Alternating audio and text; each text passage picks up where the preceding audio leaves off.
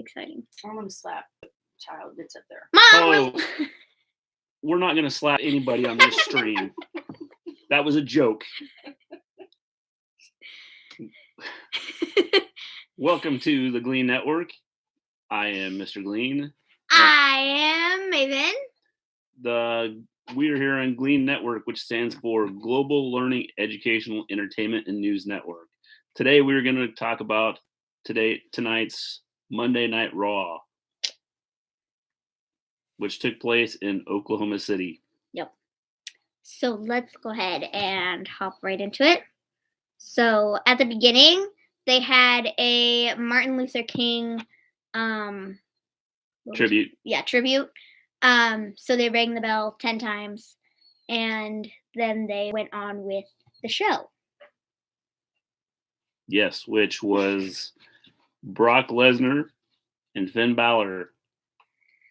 Oh boy. Oh, this was quite a doozy. Yeah, quite a doozy.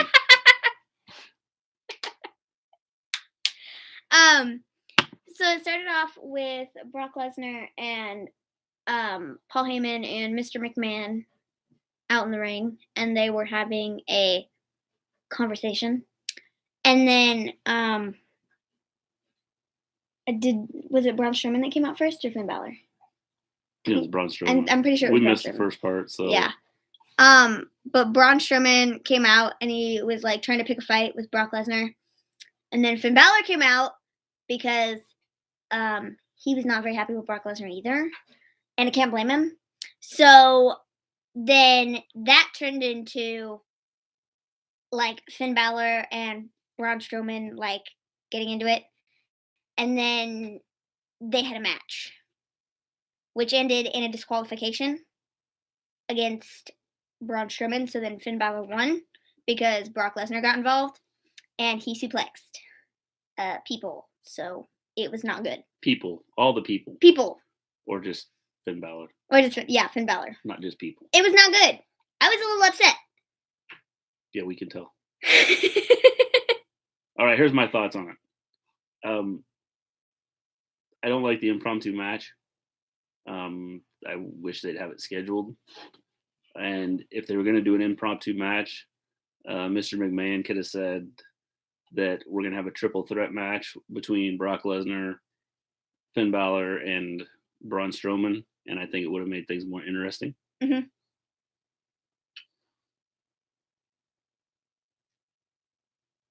Anything else with that match? Oh, one more thing.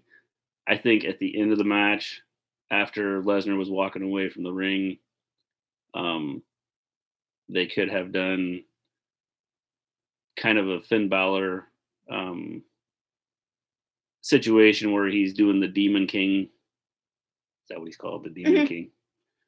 The Demon King thing. Maybe have the lights go down and have, since they're going to be wrestling at the Royal Rumble,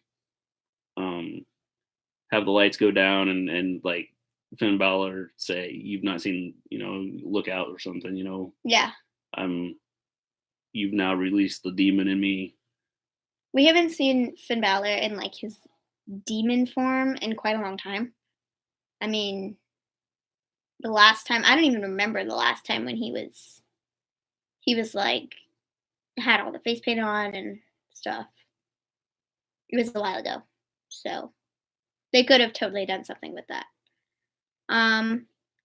Let's see. The next like thing that happened, we had Bobby Lashley come out with his newly won Intercontinental Championship, and he was doing like a show off kind of contest, or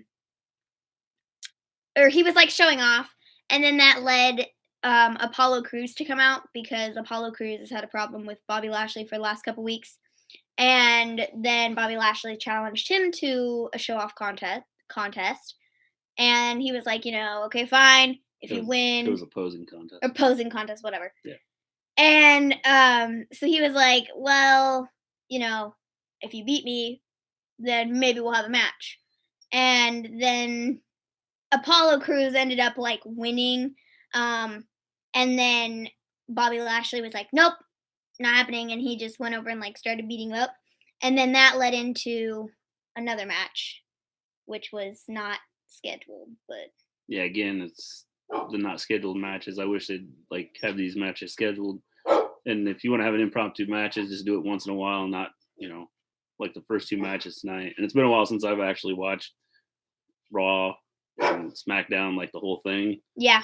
So I don't know if this is an like every time thing or what, but they could do not so much with the impromptu matches. And that match actually ended up Bobby Lashley won. He pinned Apollo Crews. And then due to outside interference from what's his manager's name or whatever you call him. I don't remember. We don't remember his name. Yeah. So then we had Seth Rollins. He came out and he talked about the Royal Rumble and how with the last couple weeks leading up to it, he had a lot of things go down with Dean Ambrose where they were tag team partners and then they weren't because Dean Ambrose turned on him, and then everything that happened with Roman Reigns and him getting sick. So he was like, well, my brothers were together, but then we're disbanded now because there's nothing left.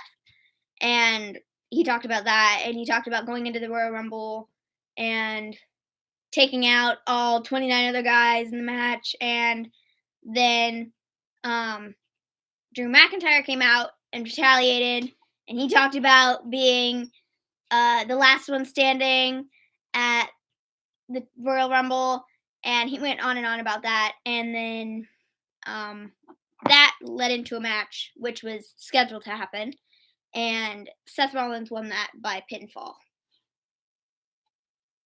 I don't know what to say. I mean, Seth Rollins won by pinfall. Then we get to Dad's favorite part. This is like his favorite. Elias is one of my favorites. Yeah. So Elias came out and was gonna like sing a song about his 29 other competitors in the Royal Rumble. But then Baron Corbin interfered and was like, what are you doing? Like, week after week you come out here, you do your song and dance, and what are you even doing? And so what was I gonna say? I don't know. What were you gonna say? I don't know. He did a song and dance. Yeah, well, I mean, I thought this was hilarious. He just kept going on and on about Elias, and Elias went, well, dude, you're not even like, you're not the general manager anymore, so you can't do anything about it. So why do you keep coming out here with your vest on and thinking you're like the highest rank out of anybody here, and you're not, because you were fired. And then the crowd started chanting, you got fired. And I thought it was so funny. And then after that, Elias was like, sound people, shut his mic off. Like, I have a song to sing. Come on, shut it off. And then they did. And I was laughing so hard. It was so funny. And then they ended up having a match, which, again, I don't think was scheduled. And Baron Corbin won via pinfall. Elias is one of my favorite wrestlers, and it's not so much his wrestling, he's an entertainer, and which is a lot of what wrestling is. And I think he does a really good job of, whether he's working as a heel or as a babyface, does a really good job with what he's doing, and he gets the crowd involved and does a really good job of keeping them involved with whatever, especially with his songs and things. He's good at impromptu. Oh yeah. Then he also went into singing a song about Baron Corbin after that, and then that led into the match. Yeah. He has such a good character at this moment in time. I like what they've done with him a lot. He's like someone you can't take seriously, but you like want to keep watching because you want to see what happens next, because you can't take him seriously. You know Well, what I mean? personally, I think they should give him a push for something because he is the entertainer, Yeah. and when you have an entertainer, that gets over a lot. Well, he's with- out there. He's out there like every week. He's always there. Yeah, Because he's singing a song about somebody, or he starts something new with somebody week after week. And recently, it's been Baron Corbin. But before that, I know he did some things with John Cena, and like a couple of like big name people. So it would definitely be cool to see him like given a push to get a title or something. yeah. I think that would be neat. Well, and I think that they could use in different ways to give him a push. I mean, doesn't necessarily have to win a title or anything. But Yeah. get involved in some of the major storylines. Yeah. That leads us to the next thing, which was Alexa Bliss, A Moment of Bliss. Talk show. She has a new story. Well, I guess she kind of had a new storyline because she's kind of been taken somewhere else, and we'll get to that in a minute. But she, over the last couple of weeks, she had been given a talk show, and it's called A Moment of Bliss. And I believe they did that because she was injured and she couldn't wrestle. I think. I could be wrong, but I believe that is why they did that. And so she showed all the women that are in the women's Royal Rumble, and then she brought out her guest, which was Nia Jax, and she talked to her about, you are definitely a favorite to win the Royal Rumble because you are a force to be reckoned with, and, my bet would be that you're a pretty safe shoo-in to win the Women's Royal Rumble. So she just asked her, you have two different champions to choose. Who would you choose? And before she got to do that, she was interrupted by Ember Moon, who came out and talked about how she was like, I don't understand why it's all about, Nia Jax. Why does everybody think that she's a shoo-in? Like, there are so many more of us that could totally win this because we've been there, done that. Like, we've done everything that she has. And so she came out and interrupted, and then Alicia Fox came out and interrupted and did the exact same thing. And then Mickie James came out, and then the rest of the Raw roster, women's roster, came out and were like, dude, what's going on? And then Nia Jax was gonna say something, and then she was like, you know what? Never mind. And then a brawl broke out, and it was something. Yeah, this is a segment I didn't really like. I think they could have handled the whole situation differently. Maybe have a few of the female wrestlers come out and talk about the Royal Rumble, but I think just bringing out all of them kind of did overplay on it. So yeah, I mean, I really didn't like this segment. Then after that, after everybody was cleared off of Alexa's stage, Alexa Bliss announced that she is going to be one of the participants in the Women's Royal Rumble. And then after that, Lacey Evans, who just came up from NXT to the Raw roster, came out and told everybody that Alexa's not going to win the Royal Rumble. Nia Jax isn't going to win the Royal Rumble because I'm going to win the Royal Rumble because I'm in the Royal Rumble. So she announced that she was also going to join all the rest of the women that are in that match. I think it's super cool that they, in the last couple weeks, that they brought up so many people from NXT, like just within the last maybe 2 weeks, because we saw a whole bunch of stuff on that, on bringing them up. Yeah, I think they should do a lot of cross promotion things. I mean, I think they have some NXT wrestlers that are pretty good. Mm-hmm. Better than some of them that are on the main rosters. Yeah. And if they do cross promotion between NXT, SmackDown, and Raw, and they don't have to do it all the time, but just a couple of wrestlers here or there. I think it just kind of keeps everything fresh, and then you're not seeing the same people compete night after night, Yeah. week after week. it's fresh and entertaining when you see it that way rather than just doing the same thing Even if it was just over like and over. pull someone in for like this one storyline and let it go somewhere. And if it doesn't work, it doesn't work. Then we can just send them back out at NXT, Yeah. because that's where like they compete most of the time. Would be cool. Next we had another tag team match. We had the Ascension versus Heavy Machinery. Who were coming up from NXT, right? Yeah, Heavy Machinery came up from NXT. I don't think it was. Maybe it was this last time that they brought people up. It might have been the time before. I don't really remember. But because they came up with a whole bunch of tag teams just recently, and I can't remember which ones were when. But this match was just like another like filler match, I guess. It wasn't like too crazy. It was over pretty quick. Heavy Machinery ended up winning. By pin. By pinfall, yeah. So. This I understand. They got to throw some matches in there to kind of fill some time. Mm-hmm. I think they're trying to see what kind of reaction they get from Heavy Machinery on the main roster. One of the main rosters.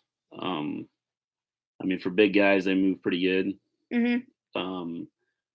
So I think that if they use them the right way, in time, I think they'll kind of start to possibly start to look like they belong on the main roster. But right now, I don't feel it's hard to tell. Yeah, like at this point, because you haven't seen we haven't seen them wrestle all that much. Yeah, so, down in NXT, like I said, there are some wrestlers down there that can move up pretty and like compete now and look like they know what they're doing, and others that couldn't and just need a little more work. Mm-hmm. This is one of those teams that they could go places, but be decent. I think they're going to have to get in with some of your bigger named mm-hmm. tag teams to really find out what kind of push they're going to get and how they're going to do. Mm-hmm. Yeah, because there are some really good tag teams up on the main rosters now. Yes. So I don't know. Just kind of have to see where they take them and what they do with them. Then we had the Raw Tag Team Championship match.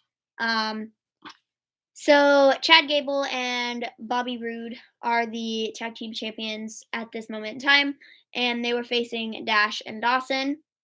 And this match had a special guest referee, Kurt Hawkins, who was the special guest ref. I don't know. It wasn't like my favorite match. It was a good match, I guess, but it wasn't like my absolute favorite match from the night. No, again, this is a match that was kind of just seems like it was thrown in there, just kind of a time killer. Mm-hmm. I'd almost rather have seen the Heavy Machinery take on Gable and Roode. Yeah. Just to see, I know that Dash and Dawson have had, the Revival. It's the Revival, but it's Dash and Dawson. I know that they have had a rivalry, so to speak, with Chad Gable and Bobby Roode. Good grief, I can't speak. If you couldn't tell. Yeah, Chad Gable. Chad and Gable.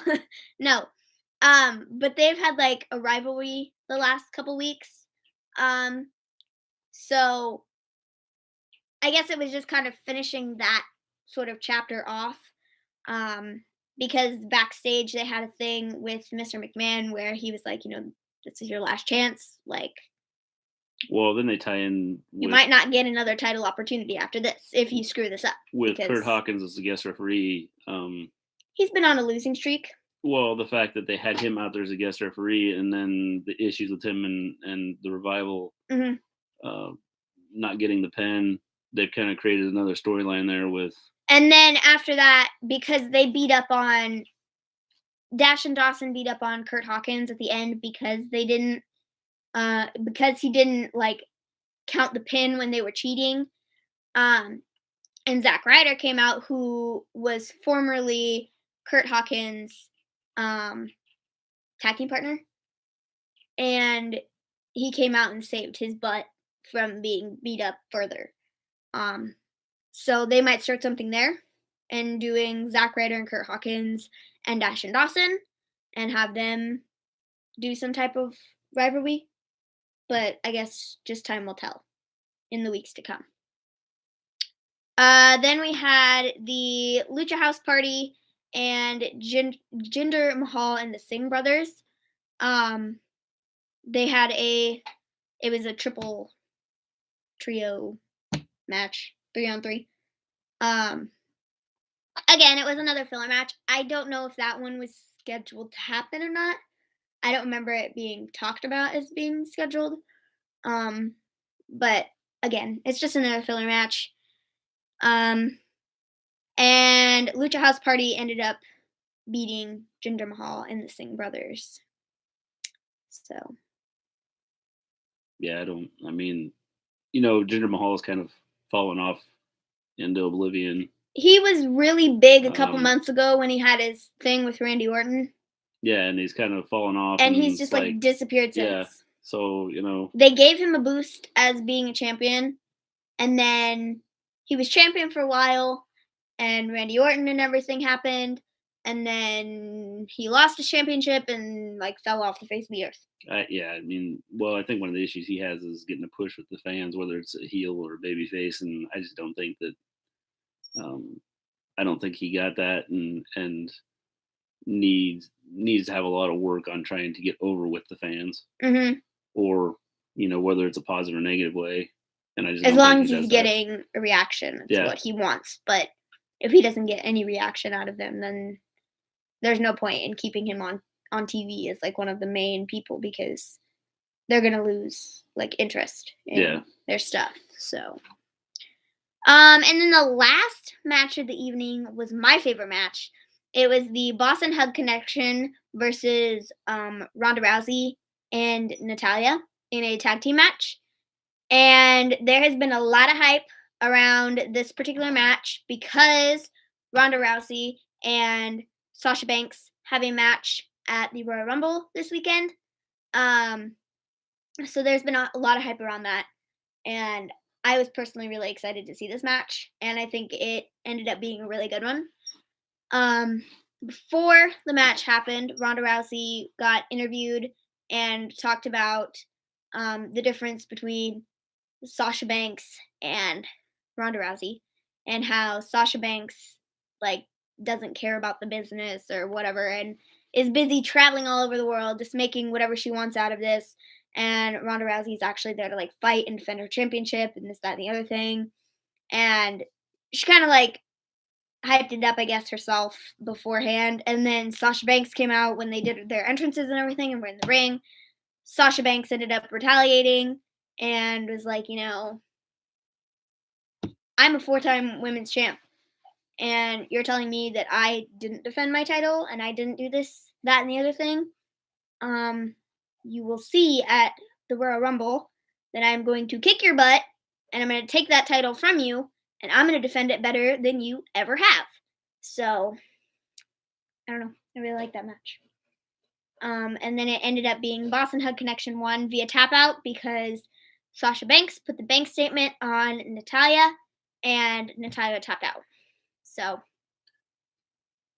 It was an okay match.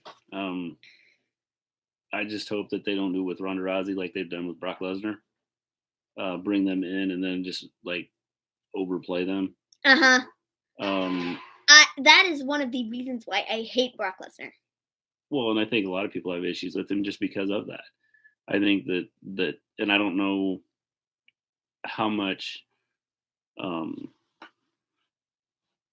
just watching, I don't know how much he's really interacted with the fans or anything like that. He's got the same expression all the time and really doesn't play with the fans. Think I have ever in all the time I've been watching wrestling, I don't think I have ever seen where these other superstars do Make-A-Wish and they do all this other stuff for the fans, Yeah. I don't think I've ever seen him do anything like that. ever. Well, you might again. You'd have to go back and check some things. But I mean, yeah, just think he's. but As far as the wrestling aspect of things, I don't think he's not good with the interaction with the fans, and for some reason they continue to give him a big push, and a lot of people I think are probably getting tired of it. I am for sure. He's been the champion for such a long time. It's like you're just waiting for these other people to get a big push, but they're not gonna get that big push because Brock Lesnar is still standing there in the way. But when you have these people who are like Finn Balor or like Seth Rollins or Roman Reigns, who have all been in that situation before where they're going to take on Brock Lesnar always wins, but for what? There's no reason for him to win because he defends his championship like 5 times out of the year. He's there maybe every couple of months on a Raw, and then he disappears for months, and you don't see him again until like a big match like the Royal Rumble or WrestleMania. And it's like, what kind of champion is that? Because there are other people out there that are defending their title week after week, night after night, day after day, and they don't get anything out of it. Well, I think that's one of the issues the fans have with him, and hopefully with Ronda Rousey, they don't do that. And from what I've seen, she does a little better job of interacting with the fans and the other wrestlers. So I think she's got a little brighter future as far as having people watch and continue to watch her and not get upset with, as long as they don't, go totally ridiculous with her on how they use her. Then I think that they have a shot with her with the crossover from UFC. I was gonna say, I think with making it. I think with both of them, like because they were both so big in other businesses, like first, Brock Lesnar. What was Brock Lesnar? MMA or UFC? UFC. I think. He's one of the two, but he was like big over there, and then they brought him over. And then he left again to go back and do that. And they were like, oh, wait, no, we want you back because, it was so good for the fans. But then after that, people, they just they overused him and nobody wanted to see him anymore. And nobody wanted to hear his same storylines that he pulls every time he was there. And I thought there was talk about him leaving again because his contract was up or something, but I don't know for sure. I don't know. Overall, the show on a scale of 1 to 10, I'd give it probably a 6. Yeah. They're. I was gonna say 6 or 7. I didn't feel like there was a lot of pop in it. There was, every now and then you had some things that happened that were, matches that were interesting, but overall I didn't think it was like a great Raw. Super exciting. Considering you have the Royal Rumble coming up, mm-hmm.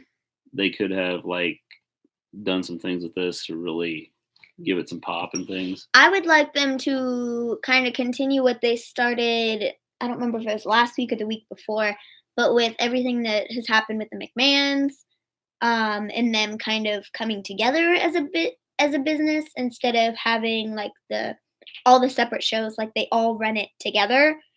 I would like to see more of that, and then just I guess more exciting matches and more exciting storylines.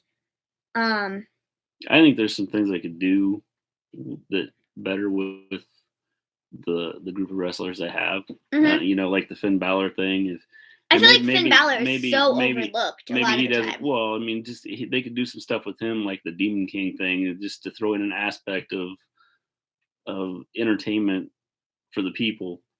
And it's not just people coming out and talking and talking about, put an entertainment aspect into it that kind of like they did with like the Undertaker and mm-hmm. Kane and things like that, and use that type of thing to help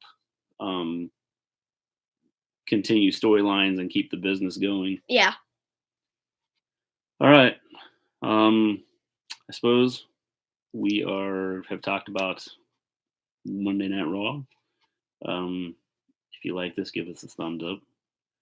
If you liked it, subscribe to the channel. If you didn't like it, don't just leave us a thumb down. Let us know what you didn't like, so we can fix what we are doing. This is our first stream, so we're starting out, and we'd take any suggestions that you may have. Anything else? No, not really. All right. I guess we're gonna sign off. So peace out. Bye, guys.